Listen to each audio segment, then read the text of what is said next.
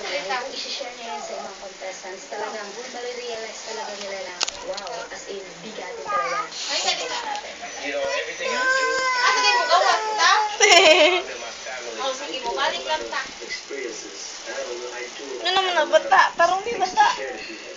So it's not about my eyesight, you know? And that's why it's called The Voice, because it's all about the vocals. It's all about listening and experience.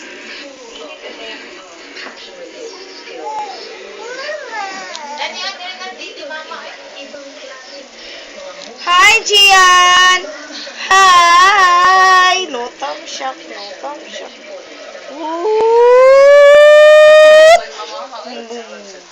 Uy! Oh, watch yun eh, watch ay. Uy!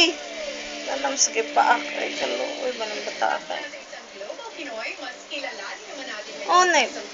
Mo na yung paak. Nay, kana ba? Kana. Kana, daghan kayo nawa.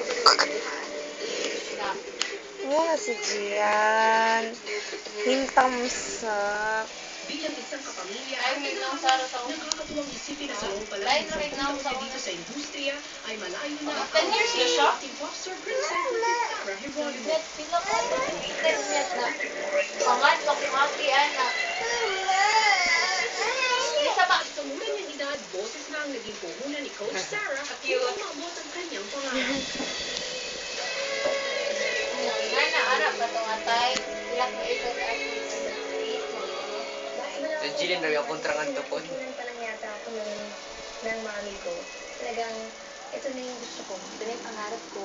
Na maging Gian! magaling na mga awit. Hello, Gian! Bati na. Before makapagpasaya ng mga tao sa harap ko. Sabi ng parents ko, Ang tiil.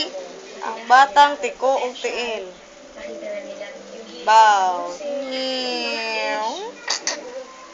6 or 7.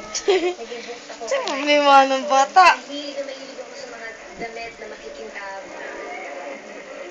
So, Nagka-training sa akin ng father ko. Lagi ko sinasabihan yung original na tape. So, nagagaya ko yung singing style niya, yung higil niya sa pagkanta, saka mahirap ang buhay noon kaya wala kaming Betamax. So, pumupunta ako sa kapitbahay namin. Ay, nabalingaw. Kaya nila akong panoorin yung mga videos ni Michael Jackson.